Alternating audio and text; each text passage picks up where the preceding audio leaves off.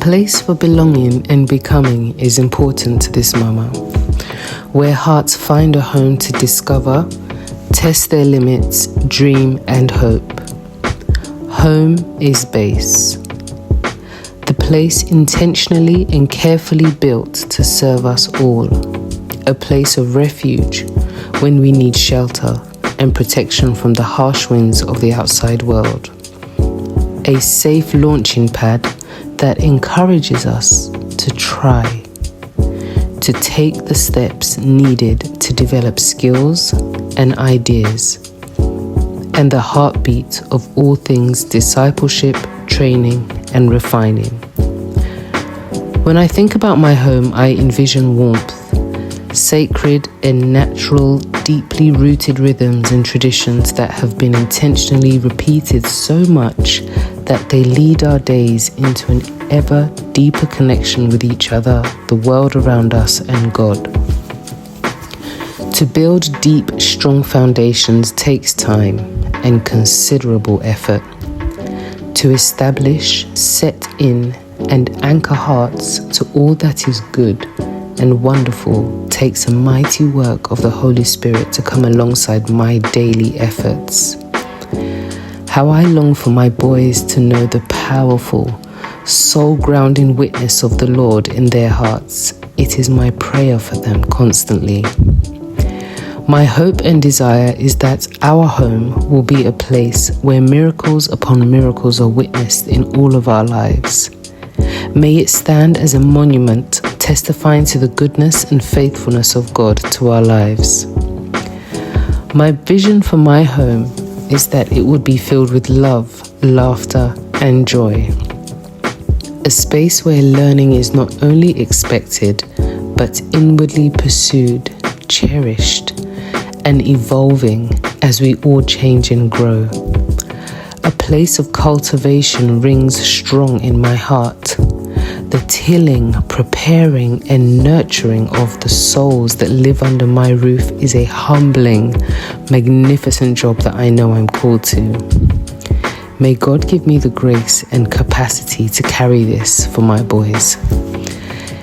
Home is a place to be, to know without a doubt that you belong, and that as parents, we are committed to our children's becoming.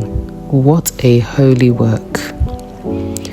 My boys are currently 6, 4, and 2, and most days, in the chaos and busyness of caring for very young children, this ideal can feel very far away, like an unrealistic and impossible idealistic dream. However, it echoes so loudly in my heart, and I just cannot ignore it. Living with my children and being with them each day is quite an intimate reality to live. We eat together, rest together, learn together, play, adventure, pray together each and every single day. We frustrate one another, quarrel, love, and forgive constantly. It's an all-encompassing, a whole, full life, one that I'm incredibly grateful for. I hope to revisit this portion of the clip one day, perhaps in a few years' time, to reflect on how my thoughts and my desires towards home has changed. As a woman and mother, I recognize that my presence, my actions, my ways, my tone, my voice, my style has huge impact and influence in the temperature levels of my home. And so one of my goals is to find joy and happiness, to seek after it, to pursue contentment right where my feet are. We can thrive in our own environment when we create the conditions to help support ourselves and our families. It takes time, but it is well worth the effort. I wanted to share a few thoughts concerning how to build contentment and happiness at home as women and as mothers, because I feel like this area of our lives can be easily overlooked and easily played down as a non-priority because we have so many other more pressing, important things to tend to in our homes. And yet, if we tend to these things without filling our wells up properly, and if we tend to these things whilst ignoring certain parts of ourselves, we can wake up one day having found that resentment, frustration, anxiety, and so many other things has built up alongside us and now are taking over our thoughts and our hearts. And so I hope you'll take something from some of these points that I'm sharing, because they've really helped me, convicted me, challenged me, and encouraged me to pursue joy, contentment, and happiness in my home. The first is to feed our soul the inspiration it needs.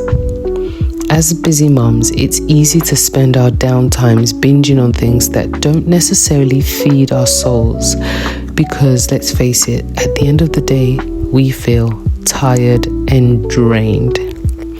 And as relaxing as it can feel to go through a series on Netflix in one sitting or watch countless YouTube videos, it doesn't truly feed our souls with the inspiration and strength that we need in the long term.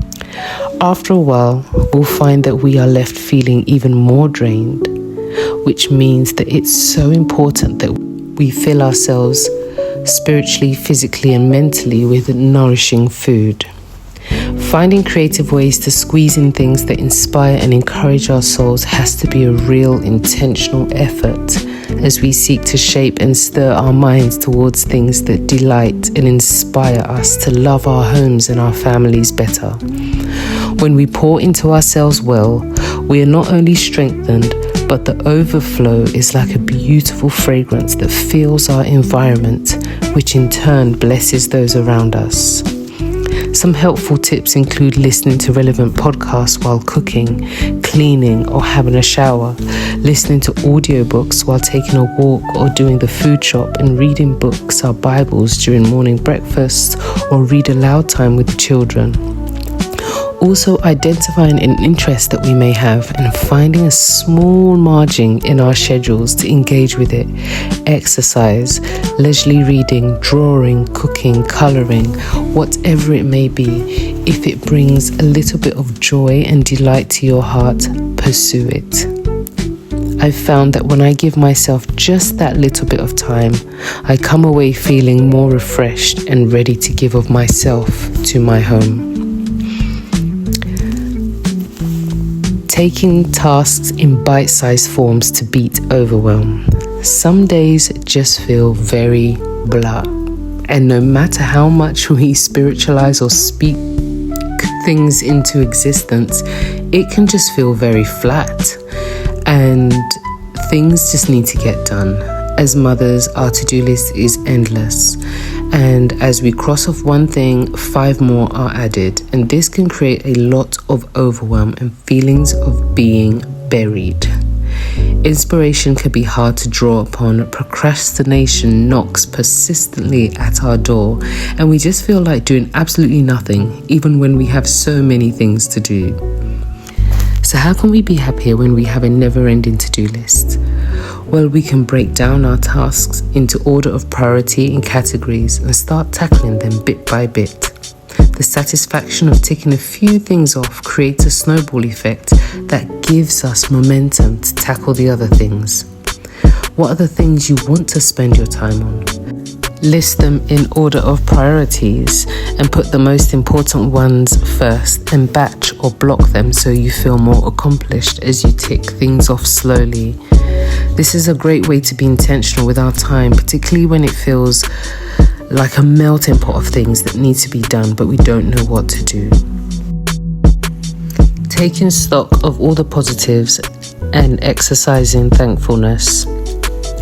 We're naturally prone to look at all the negatives all the time because there are painful, challenging and frustrating things to deal with on a daily basis. A part of this is the reality of adulthood.